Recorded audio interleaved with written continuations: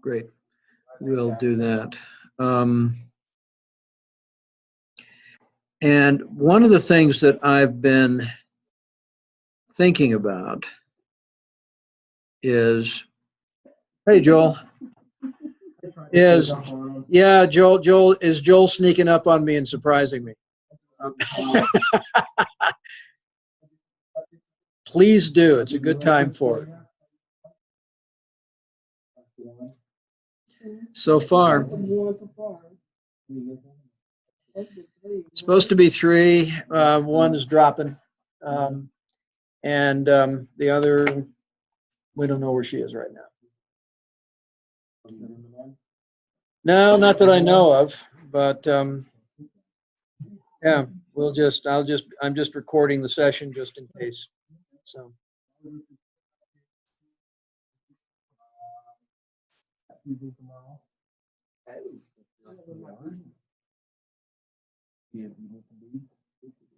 Yeah. Yeah. Yes, definitely. Yeah, you came back with some. Yeah, oh yeah.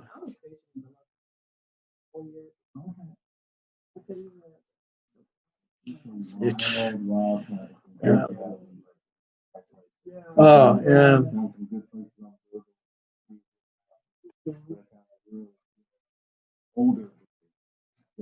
Yeah. Did you go to Preservation Hall? They're still the best. Yeah, okay. Yeah. If you're here, I'll get class.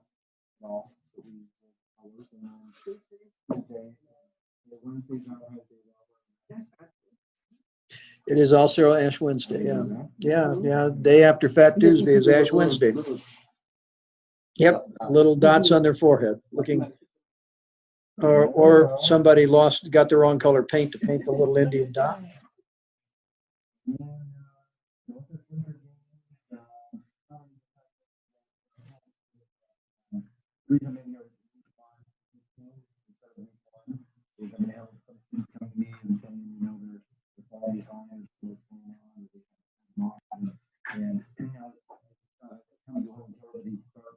Kind of look at yourself and say, where are you now? One-on-one is a lot easier than a bigger class. It's some students who just they go through that first week and don't get anything down, they don't understand it, and then it's the second week, and then it's just so if you're not sure if you get it out. I am looking for people for doing study room. So kind of like a study group. Yeah, we've had the jam going on for a while. No, we're still going on. Okay. We're still going on, but they have some good shows all the time. It's not students that want to study. If it maybe some students would prefer the students instead of the instructor, we can still instruct available. Have a student led. So if you're looking at that, you want to go over one, that is great. Let me know. Okay. And I'm able to the other students too. I'm going to some working hard though, and then some of the stuff I'm asking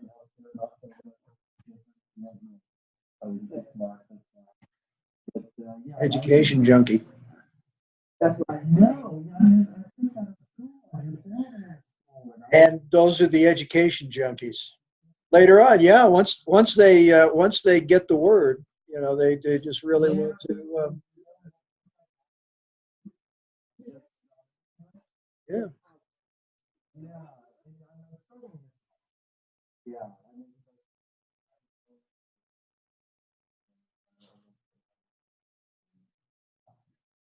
This is my yeah. It's 4 weeks still. It's 4 weeks still. Yeah, and it's so but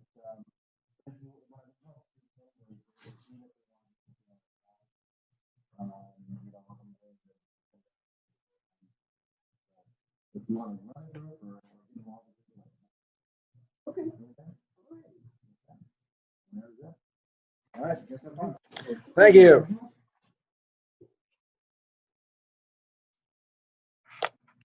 Okay.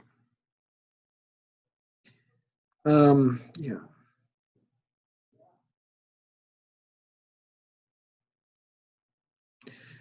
All right. So, yeah, so let's talk about what you need to do.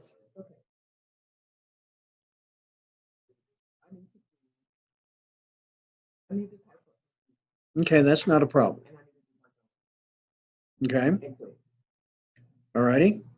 So you want to work on those? Okay, why don't you work on those? Okay. Because, you can read the chapter, Yeah. and we'll talk about some broad spectrum issues to do with health information technology and what's going on with that, and hospitals tonight. But go ahead and catch up on those other things, because you're doing fine right now. I just want you to keep doing fine.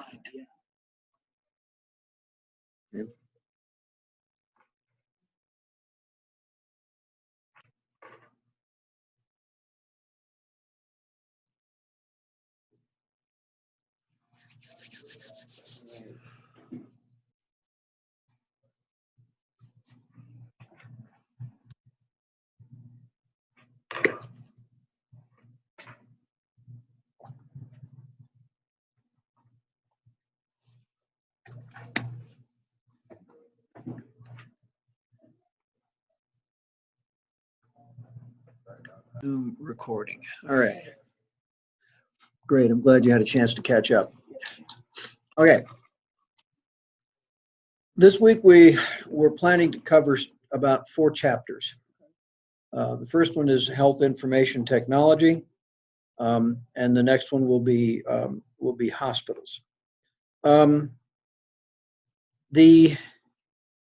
issue with health information technology is that it has been it's been talked about for a long time.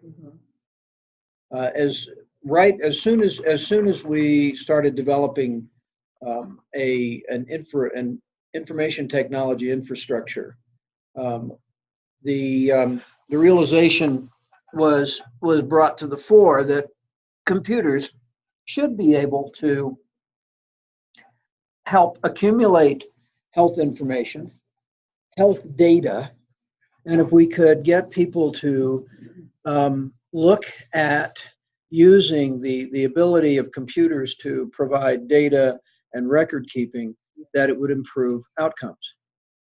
That was in the early 1960s. We're closing in on 60 years later. And the results are, at best, a mixed bag.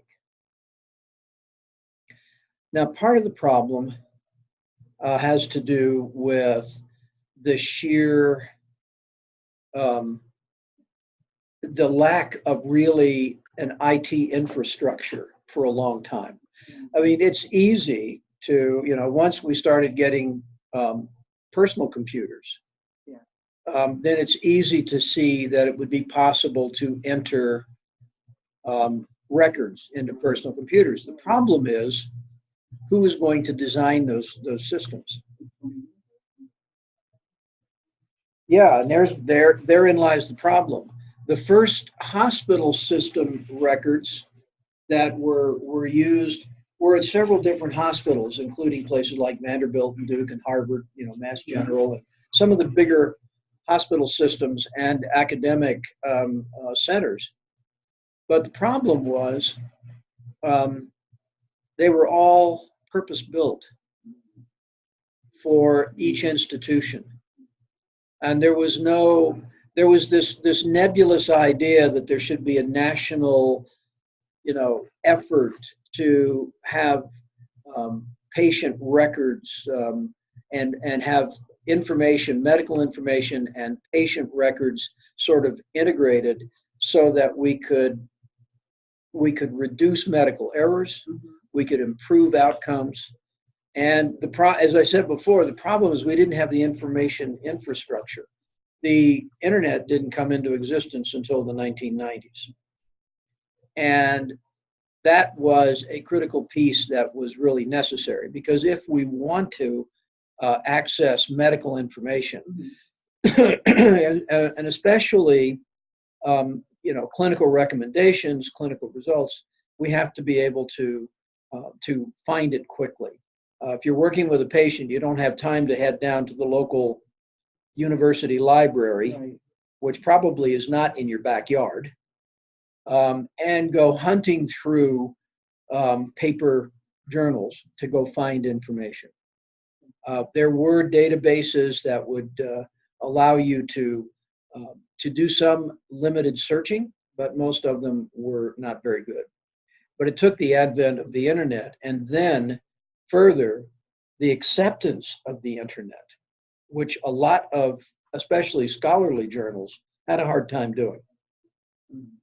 They would readily admit the potential value, but they didn't want their data available to anybody. Because then, they finance. Hello. Okay, yeah.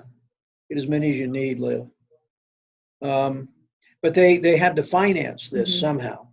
And so once we put in place a structure through the internet to where people could actually access scientific information and medical information, they also created a monster, because we also have a tremendous growth in medical research. And in fact, medical research and information, new medical information, doubles every 2 years.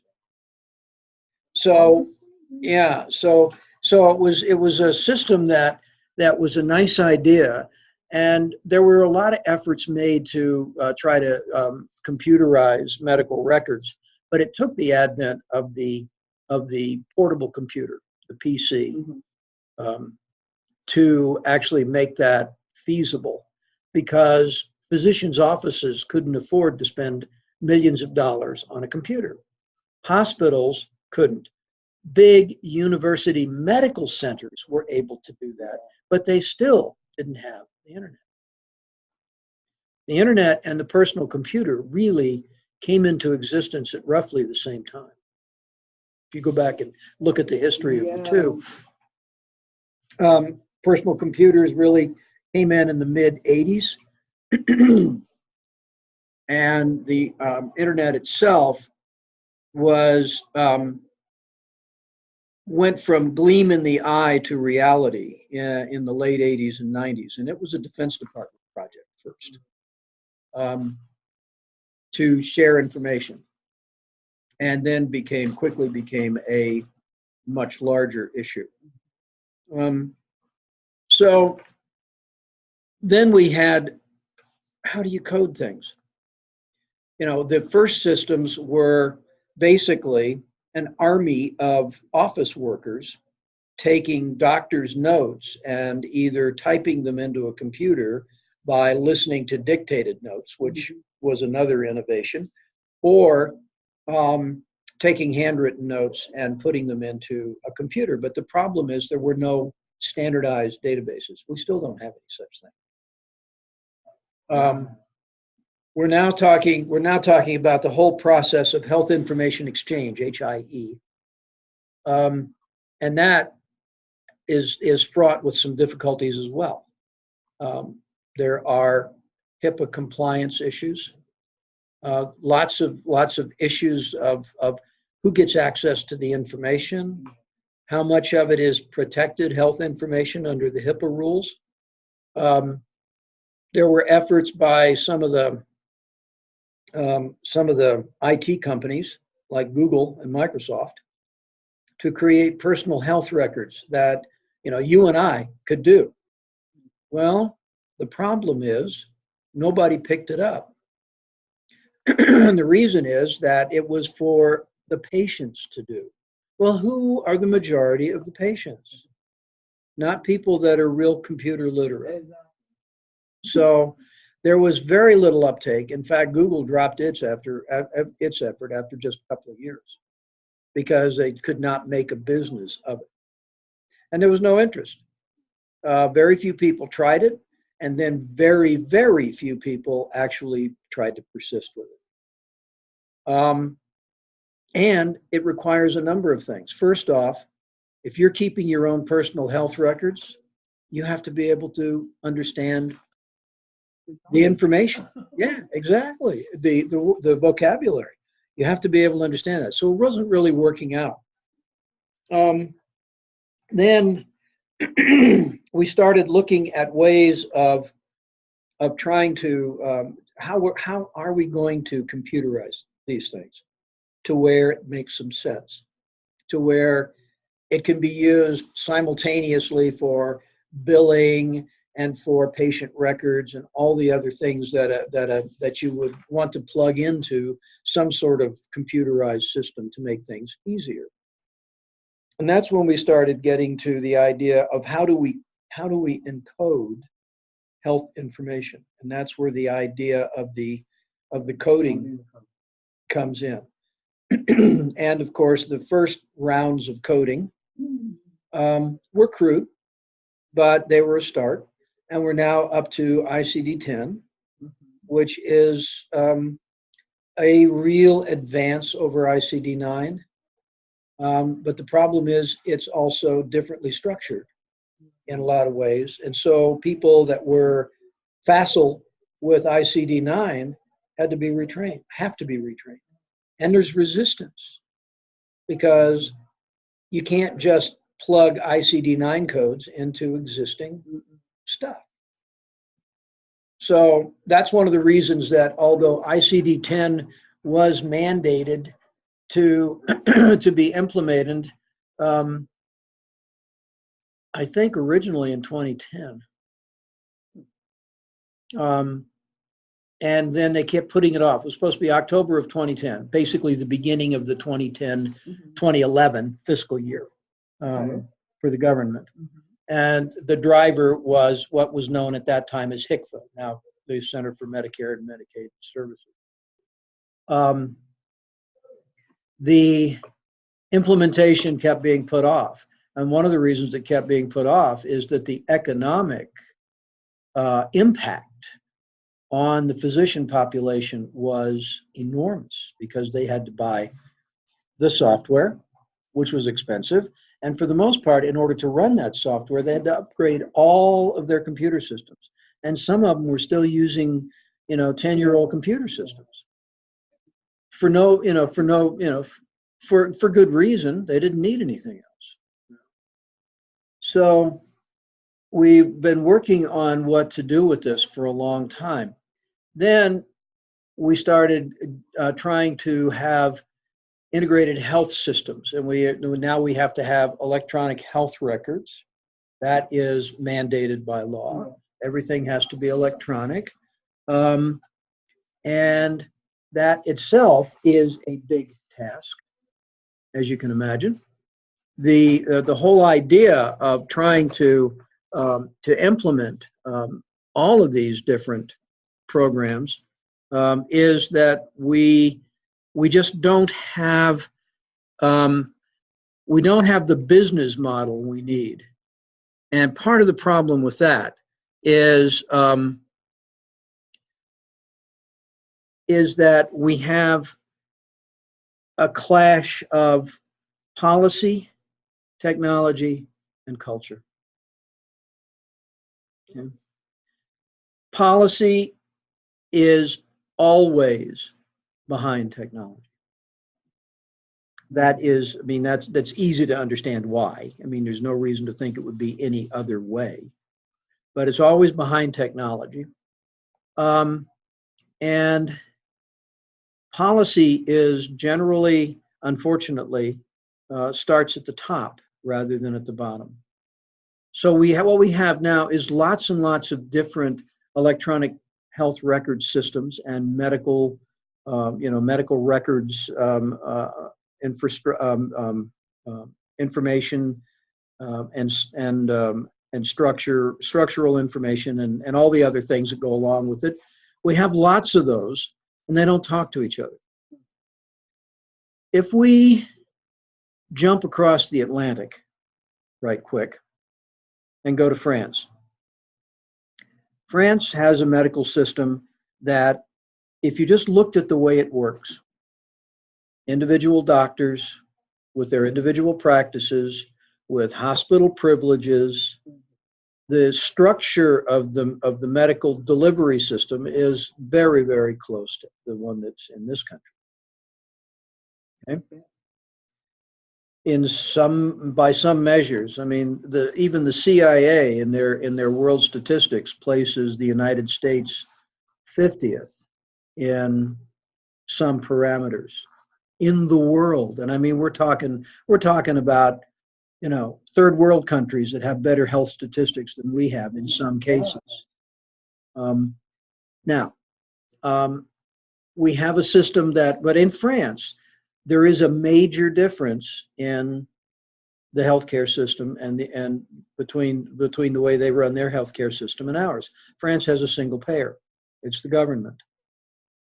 France, therefore, doesn't have a lot of overhead. The overhead, as measured by the percentage of the money that is put into the pot to pay for medical care, is about 1/4 of the percentage here in the United States. Really? Yeah. Our overhead in our medical insurance industry is between 20 and 25%. And a great deal of that goes to administrators, mainly senior executives getting multi-million-dollar salaries. The one place that doesn't happen, and so it's running 20 to 25%. In France, it's about 5%. In the United States, we have a program, Medicare, run by the government. The overhead is about 6%. So that's comparable to France. Running a nationwide, now, smaller nation, we got 300 million people, they have 65 or 70 million, okay, so considerably smaller, but still a lot of people. What they have in France, if you go in, when you live in France and you are part of their medical system, what happens is they give you a little thing that looks like a credit card. It's called a smart card. Credit card has your health records on it. You carry it with you. Just like your driver's license. You carry it with you. You go into your doctor, and he takes the credit card, the smart card, swipes it. He's got all your records in front of him. He modifies it, swipes it again, and saves it. So your current records are there. So everything, your entire medical history, your current medical treatments, all of that's there. So say you live in Paris, and you decide you're going to go visit your grandparents down in say, Nice. And you're halfway there, and you get into an automobile accident, and you're unconscious. You're taken to the local hospital. They take your smart card, they swipe it, they know everything about you, they know all of your medical history, they've got it right there. They will not, in this country, you go in. The closest we come, I think, from my observation, is if you are a client of Kaiser Permanente. They have probably the best integrated medical records and sharing system. So if you're a Kaiser customer in Colorado and you make a trip to California and have a problem, they can pull your records. Yeah. Now, I'm not impressed with Kaiser's medical care delivery, but I am impressed with their record system. It's a good one. But in France, this goes with you. So what happens in the United States, you go into the hospital, they don't know anything about you. They just take you off all your meds and give you what they think you need. So they switch you on your meds. This jacks your system pretty bad. Yeah. If you happen to be among those who carries with you a list of any medications you take, you have a better chance of being kept on your meds. But if not, and most people, quite frankly, that take meds don't carry a list. Or if they do, I mean, if they're in the emergency room after an automobile accident, nobody's going to go, oh, does this guy have a list of meds? So they're not going to go hunting for that. So we do that. But in France, they automatically know. They swipe your card, they know it all. And they can do what needs to be done and keep you with your other meds. Problem is, you go into a hospital, they take you off all your meds, put you on what they want. They send you out of the hospital. Say you go to a month's rehab. We did this with my mother-in-law recently, but we were monitoring it, and we handed the pharmacy her med list at the rehab hospital. And because we keep it. Yeah. My wife keeps a copy of it all the time. Right. And so, we were able to avoid certain issues that way. But we are aware of what goes on. Most people are not. But anyway, but you go in and what happens is you go to the rehab facility, and the rehab doctors put you on the meds they want you on. And then when they send you home, they tell you to go back to your doctor. They don't even send you home necessarily with a prescription. They just send you back to your doctor. So you've been jacked around. And it's the non-communication and the fact that we cannot communicate. Part of the problem is HIPAA makes it a little hard, but there is no, if you were to design a system from scratch in this country today, it would be a single system that was used by everyone. We have part of that. If you are submitting payment requests to Medicare or Medicaid, you use a CMS 1500. If you send things off to the insurance company, you use a CMS 1500. Yeah, you saw it in TEL's classes. Oh, you haven't had yours? Okay, well, the 1500, that's the standard form. So we have the 1500 and we use it. So we have the beginnings of that. But then all the insurance companies have their systems. There are, I don't know how many different health records management systems that there are, but all of the big health IT companies have their own. I know McKesson sells its own. I know Brunswick sells its own. So, and they don't talk to each other. We've just begun to learn how to have hospital emergency rooms talking to each other about people who come in claiming to have extreme pain and picking up opioids, and then going to the next hospital and doing the same thing. So now we're able to say, you were just in McKee and got a prescription for opiates a half an hour ago. What are you doing here wanting more? So we can do that to some extent. But the issue is really, again, policies and procedures. Policies are always behind the 8 ball. Policies really can't keep up with changes just by their very nature. And that's not, that's just a fact. And it's not, and it's understandable as to why that would be the case. Technology outstrips everything so fast. We have so much technology that we could have an integrated system. The problem, of course, is that there's the fear of how do we protect it. When Experian gets hacked for 150 million credit records, how are we going to protect a database of health information? And then there's culture, the cultural issue. There are many different cultural issues. We have a broad range of cultural attitudes, some regional, some national. Some are come out of ethnicity. Some come out of political issues. Why would I give you that information? You don't need to have it. Yeah. And there is also, the fear of what happens to this information about me when it's out there, whatever out there means. This is really a change. And people, plus then we have, medical practices that have been around a while, and they're going to be reluctant to change. You go into a doctor's office, theoretically, every doctor's office should be completely electronic. You look behind the desk and what do you see? mile upon mile of file.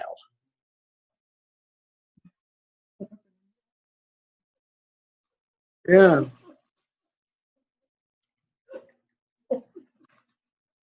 Yeah. And Arkansas has access to everything everybody else does.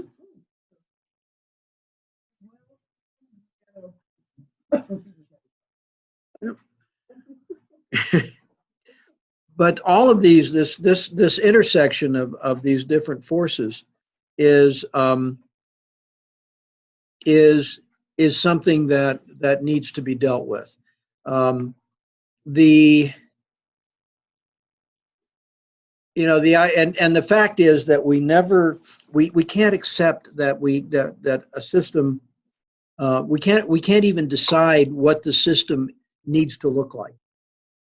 Right now, it used to be that if you wanted to have a health record, you'd have to have some sort of relational database, you'd have to have the right equipment, servers and everything. Now everybody's talking about putting things in the cloud, something I don't trust. Yeah, right. If I've got a hard drive sitting on my desk, I know where the data reside. If it goes out into the cloud, it's somewhere between here and Pluto. So I don't know where it is, and I'm told that there are ways to make it safe, but I just don't believe it. I'm sorry. The policies and procedures can be, they can be exquisitely detailed in the way they're written out, and they can be. But the problem is that if we're looking at information technology, those policies and procedures need to really really be thought through, and they need to be experimented with, played with, to see what works and what doesn't. Yep, a lot of system failures, but also what you find is that we write all these policies and procedures, and people don't follow them. Yeah, people don't follow them. Yeah. Those ones that's been Yeah, and the least amenable to change. The least amenable. So the one of the things that we don't look at, though, is the cultural issues, and this is not just we're not talking about Irish versus Italian. We're talking about people, individuals, institutions, and organizations. Now, and organizations and institutions are composed of people, but they each have their own kinds of characteristics, and it's the issue of at an institutional level, what are you going to invest in this idea of health information? There's a whole field of health informatics, and we're training doctors in it, and we've got health statisticians, and we've got health researchers that spend their time working on data. We've got IT experts that develop and implement various systems and constantly try to improve them. The problem is, in the past, either the people doing the work have been very good at IT and know jack about medicine, or they know their medicine and think they know about IT, and they're a disaster. I worked with one of those one time, a guy that wrote a program for home health physical therapists. He was a nurse who thought he could program. Right, and he didn't know anything about PT either. And the program he wrote was an utter disaster. My wife tried to use it. We finally said, nope, either I don't use it or I don't work for you. That was basically her response finally. It would take us, we would have to go home and upload all of the day's data, but their systems weren't capable of uploading at any speed, so it was modem speeds. It would take all night to upload a day's worth of data. And then half the time it failed. So she finally took the computer back to him and said, "Here, you know, either I use paper or I go and work for somebody else." And eventually she left that organization because they didn't know what they were doing. So not only do you then have to have a team of people, you know, the people that are the medical folks, and then a team of IT folks who can make all of this stuff mesh and communicate, working hand in hand with the medical folks. And then you have to train and train and train. And technology changes. I was telling I was telling some people this morning that a friend of mine and I actually put together a company, and our company's goal, he was a computer programmer and I was the sort of medical person and tester. We were writing a medical data program for home health that would be done on, you remember these? A PDA. This was before iPhones, okay? And we developed one. It actually worked. It actually worked, and you could plug it in and remotely upload the data. It worked because the guy I was working with knew his programming, and Susan and my wife and I knew the medical side, and so it worked. And then the iPhone came out, and that was the end of that. Nobody uses PDA. I've got 2 of them at home gathering dust on my desk. I ought to frame them and sell them to a museum, you know. But yeah, exactly. Exactly. But you know, there's a the whole issue is the technology changes so fast.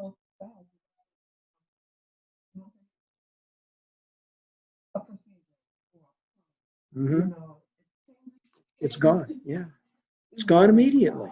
Yeah, yeah, and we see that all the time. So, in terms of the cultural issue, not only do individuals have to be bought into it and have to be willing to change the way they work, that's a toughie.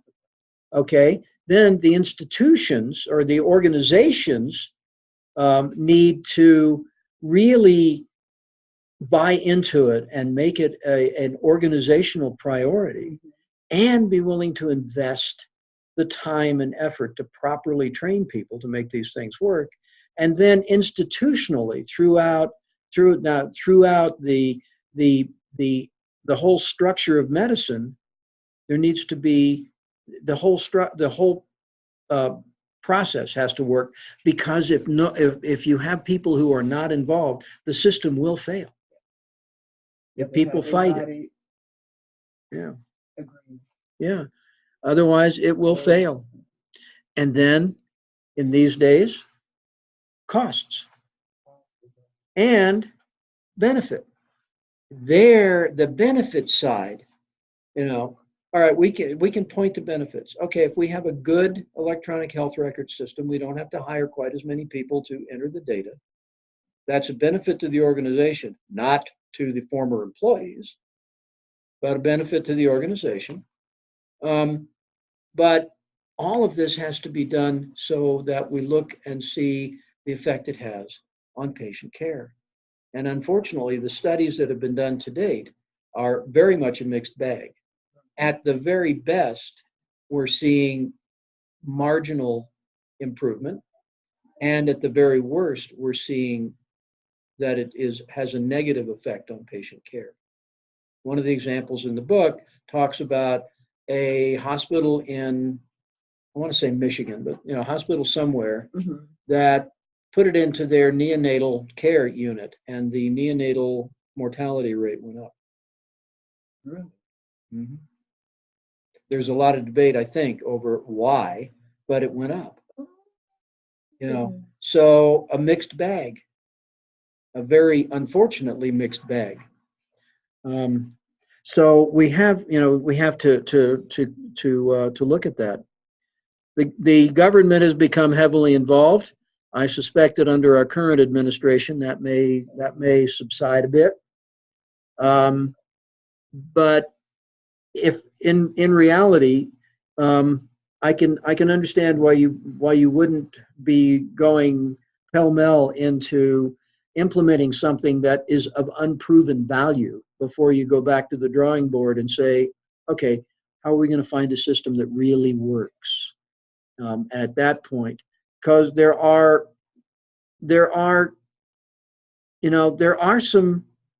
some evidence here of some advances that have been done.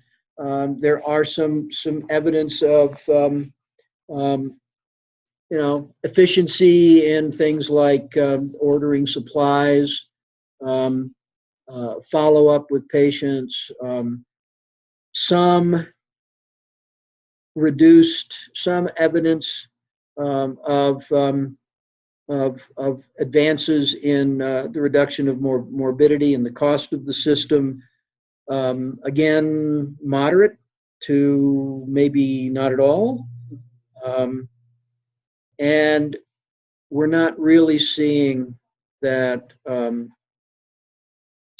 that it's reducing medical errors, hospital stays, quality of life improvements. We're not seeing a lot of things, reduction in mortality. We're just not seeing it. Now, ultimately, of course, everybody dies, so the reduction in mortality is kind of an interesting parameter, but it's the reduction in mortality at earlier age that we're looking at. So one of our biggest issues is that there's no common platform. The multiple vendor systems don't talk to each other because they're all proprietary systems, and so they don't want people to know how they're structured. There is the amount of data is unbelievably huge, and it's complex. We are worried about privacy and security of the records. That's always going to be a problem. And the problem is, with the way technology keeps advancing, we're always behind the curve on making use of it. And the problem is that the advances in technology are coming so fast, and we're looking at artificial intelligence to aid in making medical decisions, which is kind of, that's something we need to be very careful about. And I can't, I can't say that artificial intelligence is a good or a bad thing. It depends on what you're using it for. If you're using it for a self-driving car that actually reduces accidents on the road, that's good artificial intelligence. If you're using it for making medical decisions, then it's very difficult to put into that moral considerations, compassion, So there's a lot of things that really don't work. We have regional organizations that are looking at how to establish health information exchanges. But the problem is getting these organizations to figure out how to interface the various systems, how the systems can communicate with each other. Again, if you were designing a system from scratch today, you'd throw out all of these things, design one system and say, this is what we're going to use. But this is the United States, and that ain't going to work. Not under our current system, because there are too many big dollars being made on these things for limited return. And the problem is we don't establish a budget. I mean, in countries where there's a single payer, in France with the French government being the manager, in England with the National Health Service, Australia has a National Health Service, Denmark has a centralized medical system. you have lower costs because you have fewer impediments to the transfer of information. The issue, of course, is again, how do you code? 70,000 codes for lab tests and clinical observations, 419 codes for blood pressure. So how do you even deal with that? And then you have, at some point, someone has to tell the system what code to use. The system isn't examining the patient and making the decision. So there are lots of attempts, but we'll have to see.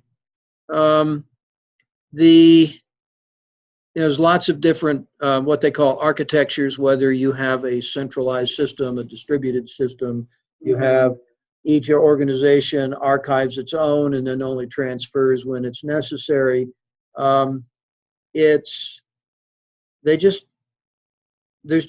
Right now, there is no real system for health information exchange or for health records that is really working.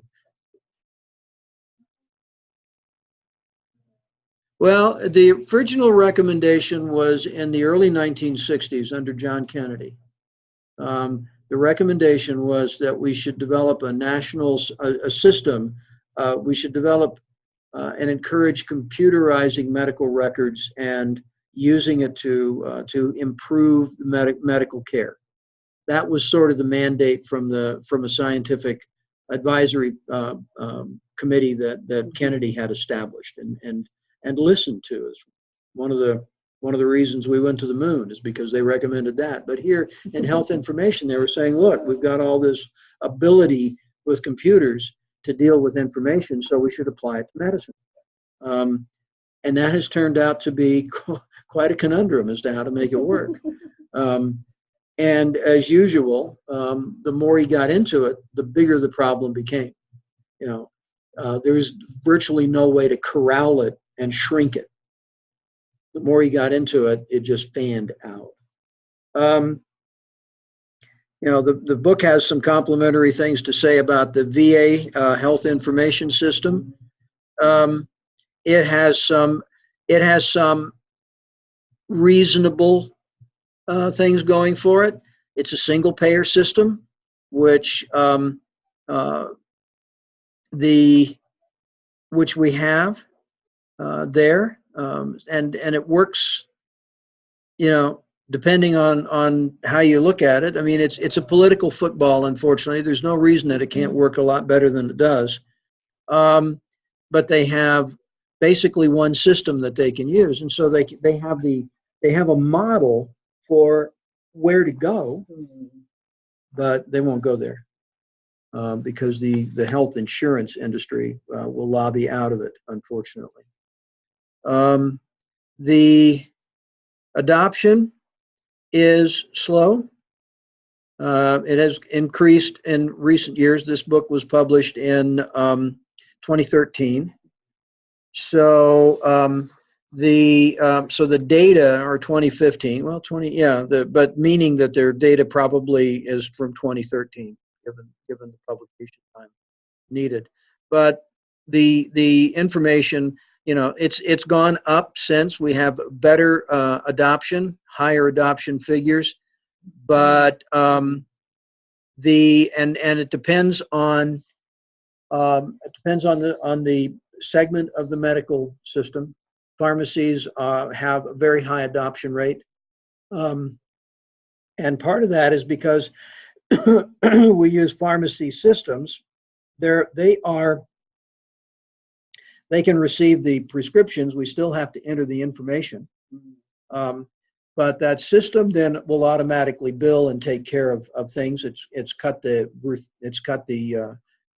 denial rate quite a bit because the computer system doesn't make errors, basically.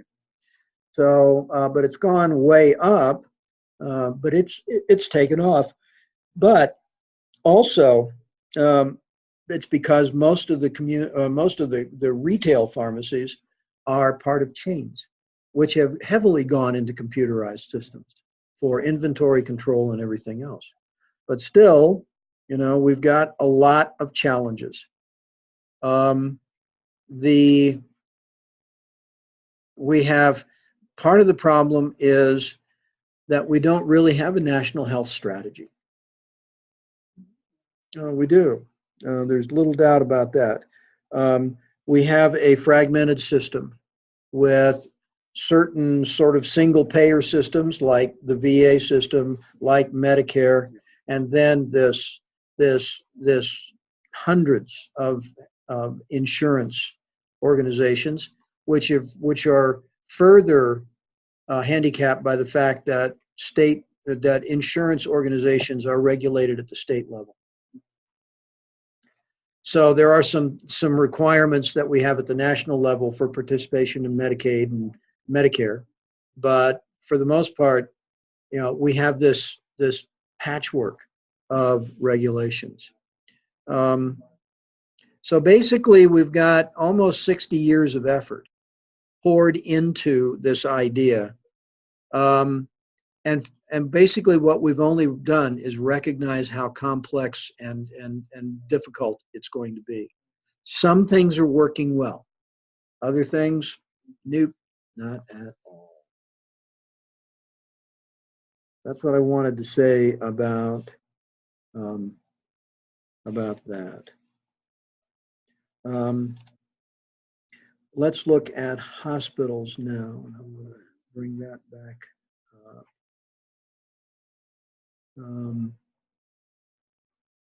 We'll share screen. If I can read.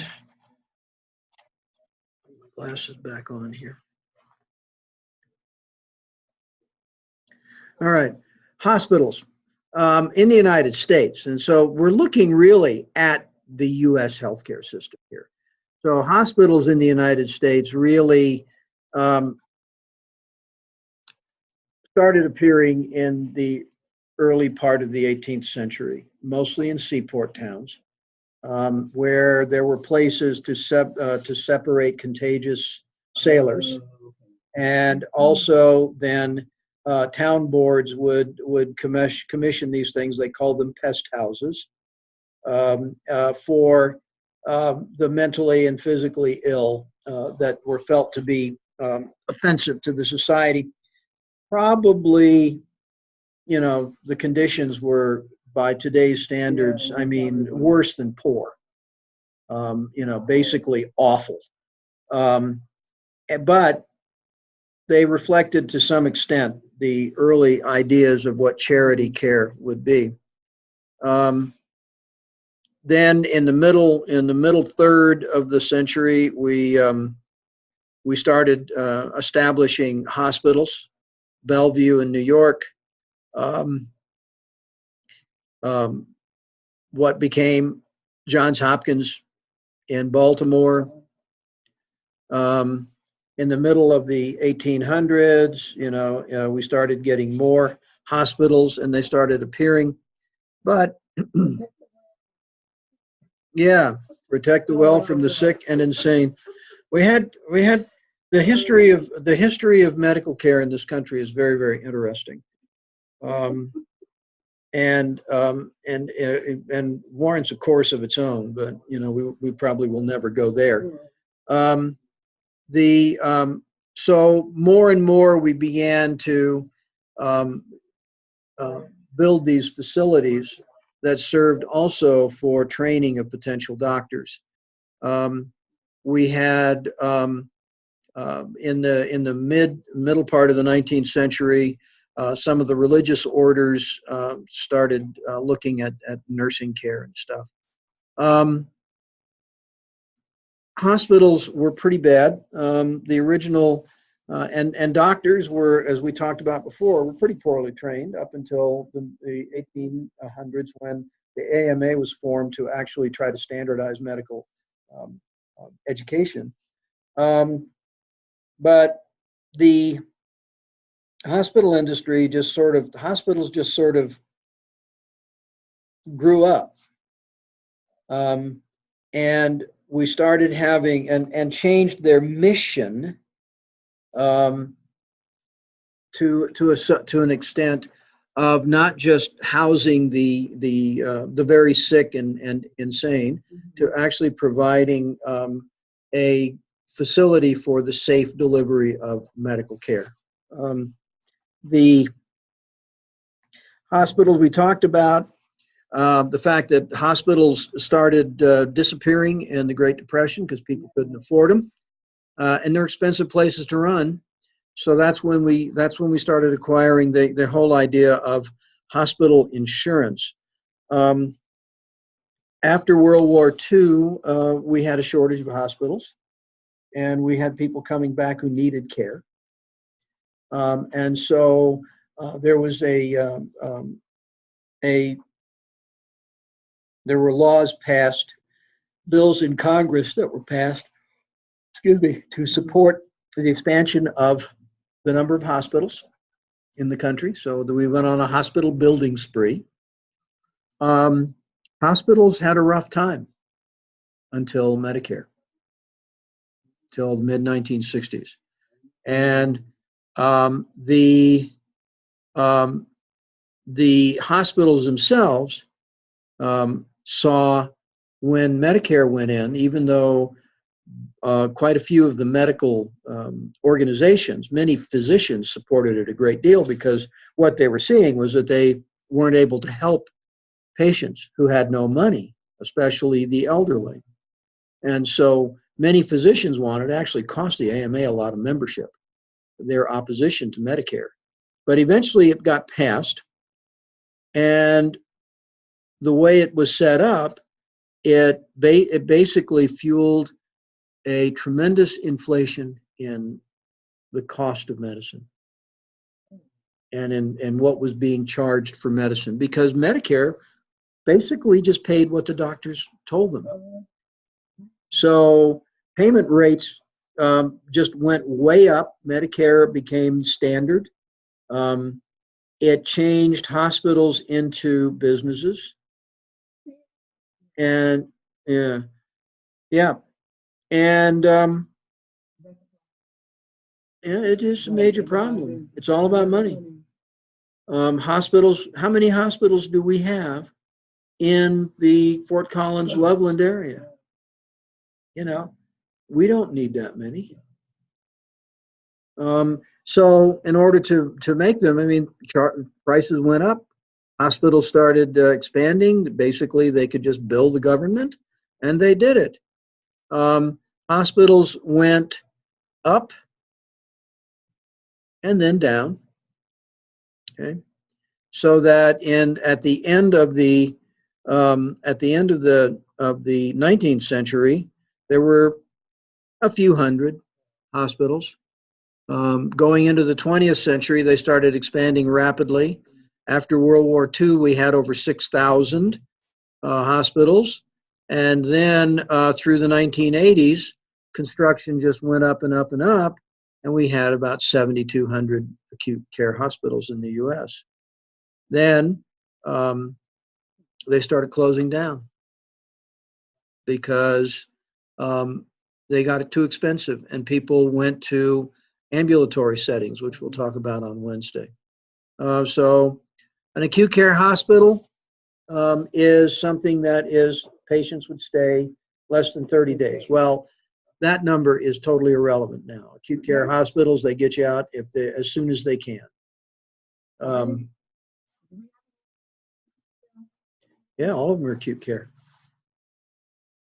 If you look around, Poudre Valley here in Fort Collins is an acute care facility.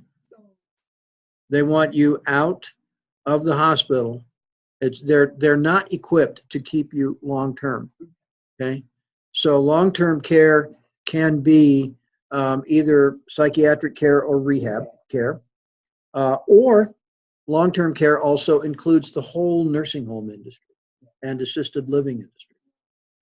But hospitals are very expensive places to stay, so they want you out sooner.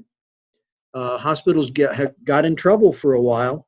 I remember when they changed the Medicare rules, when patients, my wife would have patients that would come out of the hospital, be turned over to the home health agency, and she would be sent to do several hours of paperwork to get the patient registered for their home health care. It was just ridiculous. When she first started home health 40 plus years ago, the paperwork to open a patient, to actually start the care of a patient, was 3 or 4 pages. By the time she got out of home health, it was 35 pages. 35 pages of just paper. And so the hospitals want you out. You go in there. The problem is they would discharge people, and then within 2 days they'd be back. So this sort of bounce back thing actually got a lot of hospitals some serious fines and in very great trouble because they were throwing them out, taking the Medicare money that was the reimbursement fee for whatever it is they had, when they should have kept them an extra couple of days, taking that money, then throwing them out, and then they come back in and the whole thing starts again. Okay? Yeah, well, it's a very abusive system. So so you got your long-term care, you got your teaching hospitals that are associated with medical schools, and then non-teaching hospitals, which would be things like Poudre Valley or Rocky Mountain Medical Center in Loveland. All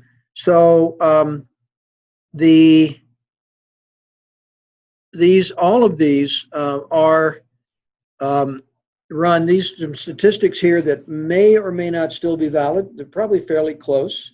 That 51% are non-governmental, not-for-profit teaching and non-teaching type hospitals. Probably a little bit less now. 21% VA, state, and local government. Okay, whatever that means. That's where somebody says, I want to build a hospital and I'm going to lease the hospital to this medical system, and I'm going to get my money whether you have patients or not. Okay. So these are investor home. Some of them are run by management companies. Some of them are run by physicians. But what they are is for-profit organizations. I don't know.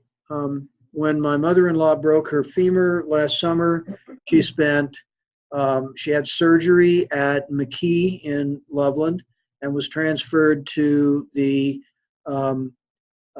Rehabilitation Hospital of Northern Colorado, which is basically on 34, just inside Johnstown, just south of 34. I think that's a privately owned, physician-owned hospital. We were very impressed with the care. Very impressed. We were also impressed with the fact that they put up a plan of care that did not have her stay the 21 days that Medicare would pay for. They had her out in 16 days. They said they'd have her out in 16 days, and I think it was either on the 16th or 17th day that they discharged her. So, I think it's a for-profit hospital, but it also is a for-profit hospital that, is doing its job, because they did a good job. I mean, we were impressed with their therapists, with all of their staff that we met. It was really good. And then the rest of them are a variety of different things. Physician-owned hospitals have been expanding in number because it's a great way to make money. Okay, you can get in a lot of profitable cases. Many of them are specialty hospitals. Specialty hospitals have their place. There's rehab hospital. That's all they do. So they're very good at it. There's a hospital in Toronto that if you were going to have knee surgery, that would be the place to go because that's all they do is knees. So they have seen it all. You go in, you have a complication with your knee surgery, they've seen it. They know what to do. That's their expertise, and they do it well. Now, it's also Canadian. So we don't go, right? Anyway, but there are some issues with physician-owned hospitals. Hospitals are losing, they're losing money. They're hemorrhaging money in some cases. This is one of the reasons that hospital systems have been contracting, have been buying each other up. It's why now you have the Exempla organization down in Denver that bought up several hospitals. Lutheran is part of them. St. Joe's is part of them. Good Samaritan is part of them. They just bought them up. So what they've done is they're trying to reduce the administrative costs of running these things and take these facilities, improve the parts that can be improved, and forget the parts that can't.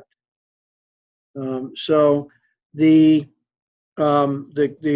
really they're really seeing a decline in occupancy, and and also medical care is improved. We can do things now on an outpatient basis that we couldn't do 10 years ago, much less 20 or 30. So we can do all sorts of things on an outpatient basis. We also, the fact is that we've improved certain things, like some of the surgical techniques, so that they become less invasive. Nobody gets the gallbladder removal anything but laparoscopically anymore. Same with appendectomies.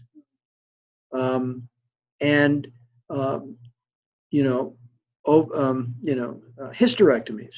All of these are done, and most now knee surgeries are laparoscopic. So we've improved the technology to where some of these things can even be done on an ambulatory basis. And we'll talk about ambulatory settings in the next chapter, but this ambulatory basis is cheaper because it costs money to stay in a hospital bed, thousands of dollars a night. So we have our academic health system, we've got our VA health system. Hospitals in general are organized. Typically, the organization for a not-for-profit hospital is organized. There's a board of directors, or sometimes they're called trustees. There's the administration, and then there's the medical staff. And then there is, and under the medical staff, there is and administration, you divide up the support staff. But medical staff would include things like rehab departments, like OT and PT, the pharmacy, nursing, etc. So you've got, and the diagnostic, and there's all sorts of other things. We look at these, and the major operating divisions in a hospital, they've got things like hotel services. What do you need hotel services for? Well, because now, if you go into a hospital, you expect to be treated. I mean, it used to be you went into a hospital and you were in a room with, 6 or 12 other people. And then it got to be 2. And then after that, it's always 1, And you go into a rehab facility and often it's back up to 2. But we've gotten away from the block wards that are still not uncommon in Europe. Yeah, can't blame you. So there's a, the medical staff is headed by a chief of staff who's a physician. The nursing division is probably the largest division. Typically, they're led by nurse managers, and then there's a hierarchical organization after that. It's structured along many lines. There's support, there's diagnostics, there's there's the administration. For a not-for-profit hospital, we don't need things like marketing. You get into a for-profit hospital and you've got marketing, okay? You got human resources. By hotel, we also are talking really about things like physical plant, housekeeping, that sort of thing, meals, laundry, all the things that need to be done to support. And then there's always community relations. Health information technology. Hospitals have probably done more to adopt electronic medical records than anyone else, simply because they have such a vast amount of information to process. And they have the money, and they've been able to get grants to do this. The not-for-profit organizations can get grants easily. For-profit organizations are assumed to have the money. So what they're trying to do, and I can remember, they're looking at eliminating duplication. When our second baby was born in an ambulance on her way to Duke Hospital, because she was 7 weeks early, and that was where the NICU was, we got there, and they billed us for a delivery room. She was never in a delivery room. The baby went straight into the NICU. She went into a regular room. So, that didn't happen. And then Duke University had 2 different billing departments, and we kept getting bills from both. And we fought with them for a couple of years and finally got them to wake up. But the issue is to reduce overlapping expenses. Complex systems, hospitals are going to employ 1,000 people at least, and hospital systems will employ tens of thousands. If you go in and you look at a system like UC Health, how many tens of thousands of employees does UC Health have? Yeah, it's incredible. Everywhere you go, UC Health. And if it isn't UC, it's Banner up here. And down in Denver, it was Exempla. Patients, basically, patients are, go into a hospital and they are treated in the hospital for some period of time and released. We assume that when a patient goes into a hospital, they have something that requires hospital treatment. This can be admitted through the outpatient part of the hospital. The emergency room is a clearinghouse, partly outpatient and partly admissions for inpatient. Emergency rooms are extremely expensive, but every hospital has an outpatient clinic as well. So it's an ambulatory. So the role of ambulatory and hospital patients and hospitals themselves is very hard to disentangle. We do have patient bill of rights. We know what those rights are. And we have informed consent. And that's a legal issue. And they have to, that's why you get to sign all sorts of papers even before they'll give you a vaccination. Another way of controlling expenses is second opinion. A lot of people used to just say, "Oh, the doctor's right, I have to do this." I learned a long time ago that doctor wants to do something, get a second opinion, find out. And you can request it, or your insurance may require it. Okay. The whole issue of diagnostic related or diagnosis related groups and reimbursement has been around a while, and it's part of how hospitals are reimbursed. It's one of the reasons they want you out. They get fixed sums. We have to do discharge planning. That is variably effective. Okay. The market is changing. Okay. Yeah, we have market reforms, hospital mergers, and those slowed down, and then lately it's just been rapid. Every time you turn around, somebody else has been bought by somebody else. And systems are also taking out the independent practices that we used to see. Now we're starting to see them come back. We're seeing doctors who will come in and they won't take insurance. They will take patients. They'll be happy to take patients, but you pay. And in some cases, they are, if you pay X amount a month, you can come see the doctor whenever you want. So I'm not sure how that differs from insurance. And I know that it depends on the doctor. You know, if you have to pay, if you pay $100 a month to be able to see a doctor whenever you want to and get medical care, how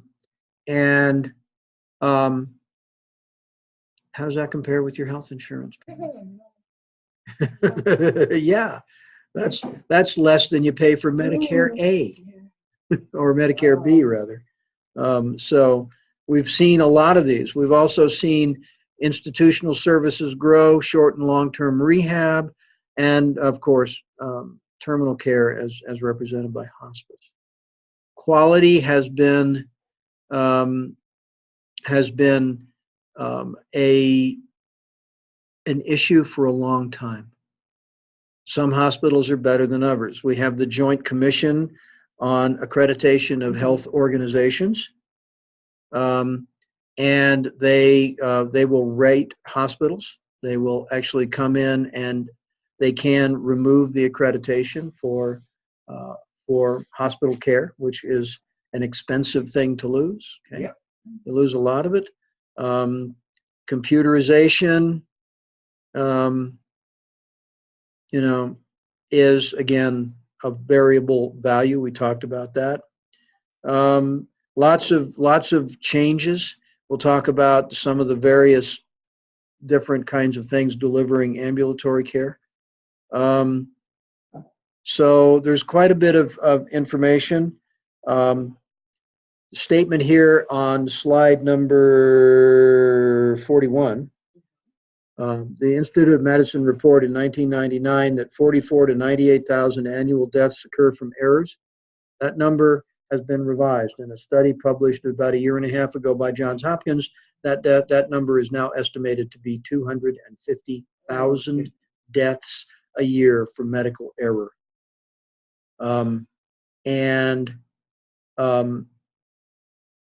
That was a shock. That makes it about the second leading cause of death.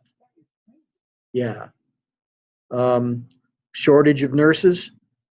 I mean, most of a huge proportion of our nurses are getting close to retirement.